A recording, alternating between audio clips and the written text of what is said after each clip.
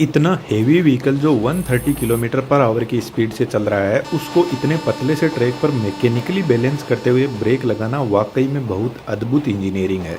इतनी heavy sparking होती नहीं है ब्रेक लगाते टाइम जितनी हमने दिखाई है, लेकिन इमरजेंसी ब्रेकिंग के टाइम ब्रेक शू से हल्की स्पार्किंग या बहुत ज़्यादा हेवी लोडेड लोकोमोटिव में व्हील स्लिपेज की वजह से स्पार्किंग होती है।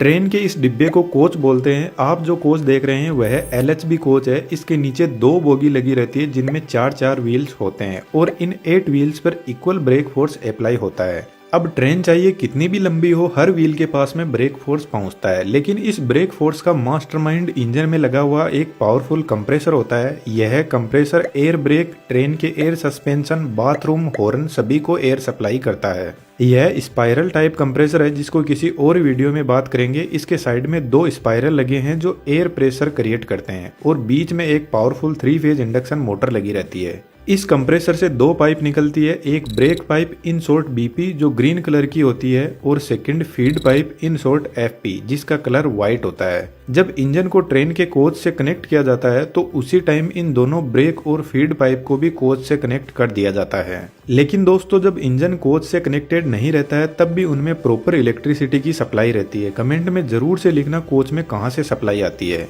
इंजन और कोच के दोनों साइड में ही वाल लगे रहते हैं जिनको एंगल कोक बोलते हैं। इनका यूज जब इंजन को अलग किया जाता है तो इन पाइप से प्रेशर कम ना हो जाए इसलिए बंद कर दिया जाता है। अब यह दोनों पाइप हर बोगी से होते हुए ट्रेन के लास्ट कोच की बोगी तक जाती है। हम किसी एक बोगी का ब्रेक मैकेनिज्म समझते हैं। इंजन में रखा हुआ कंप्रेसर इस फीड पाइप में कॉन्टिन्यूसली प्रेशर भेजता रहता है और फीड पाइप इस रिजर्वोयर से कनेक्टेड रहती है, लेकिन रिजर्वोयर में एयर भेजने से पहले एक वाल लगा रहता है आगे के मैकेनिज्म को मेंटेनेंस के काम के लिए, और एक डस्ट कलेक्टर लगा रहता है जो डस्ट को आगे नहीं जाने देता। इसके अलावा एक नॉन रिटर्निंग वाल जिसको शॉर्ट में NRV बोलते हैं जो सिर्फ फीड पाइप से एयर को रिजर्वोयर में आने देता है लेकिन वापस नहीं जाने देगा। कंप्रेसर इतना हाई लेवल का प्रेशर भेजता है कि इस रिजर्वोयर में पर सेंटीमीटर स्क्वायर में 6 kg एयर को कंप्रेस करके भर दिया जाता है। इस रिजर्वोयर की कैपेसिटी 125 लीटर एयर की होती है। रिजर्वोयर के पास में एक और 75 लीटर का टैंक लगा हुआ है जो टॉयलेट में एयर प्रेशर को भेजता है। अभी हम इसके बारे में बात नहीं करेंगे इसलिए हमने इसके कनेक्शन भी नहीं किया है। तो इस रिजर्वोयर से एयर डिस्ट्रीब्यूटर वाल के पास में पहुंचती है। डिस्ट्रीब्यूटर वाल के अंदर ब्रेक पाइप से भी डायरेक्ट कनेक्शन आता है। ब्रेक पाइप का प्रेशर 5 kg पर सेंटीमीटर स्क्वायर होता है।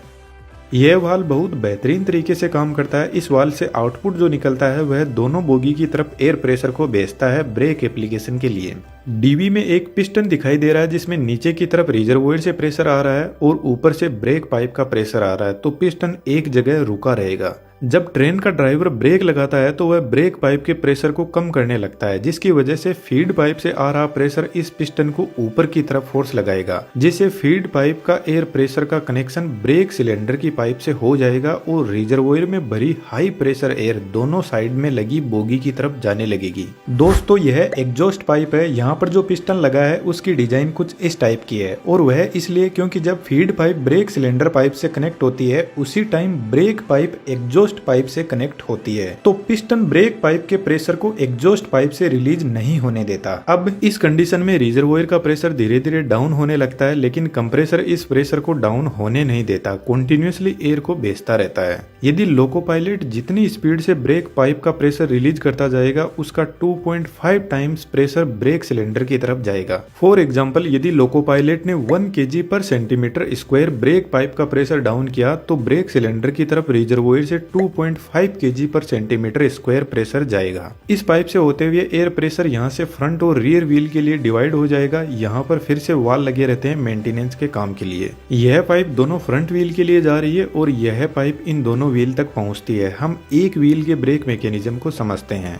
दोस्तों, एक थोड़ा बारीक मैकेनिज्म है, इसको समझना। अभी डिजिटल दुनिया का जबरदस्त टाइम चल रहा है और इसमें नई नई स्किल्स की भरपूर डिमांड है और पैसा अनलिमिटेड, और इनमें 3D एनिमेशन भी एक जबरदस्त डिमांडिंग स्किल है। हमने बेहतरीन 3D एनिमेशन का कोर्स डिजाइन किया है। लर्निंग के अलावा जितने भी अर्निंग के तरीके हैं उनके बारे में भी बात की है, और हम एक प्राइवेट 3D कम्युनिटी भी बिल्ड कर रहे हैं जिसमें आप अपने आप को बेहतर पॉलिशिंग कर पाओगे। डिस्क्रिप्शन में डिटेल्स अवेलेबल है, बहुत कुछ सीखने को मिलेगा, जरूर से ज्वाइन करना। अब वापस टॉपिक पर आते हैं। एयर प्रेशर सबसे पहले ब्रेक सिलेंडर में आता है। ब्रेक सिलेंडर में डायफ्राम होता है जो एयर के प्रेशर से कुछ इस तरीके से मूव करता है। अब डायफ्राम का फोर्स इस पिवट पॉइंट पर पहुंचता है और इस पिवट पॉइंट से ब्रेक फोर्स ब्रेक शू पर जाता है और ब्रेक शू ब्रेक डिस्क पर घिसने लग जाता है और धीरे धीरे ट्रेन का व्हील रुकने लगता है। यह सेम प्रोसेस सभी व्हील्स के साथ में होती है। ब्रेक डिस्क कुछ इस टाइप की बनी होती है जिसमें कुछ ऐसी बार होती है जो इसकी कूलिंग में हेल्प करती है।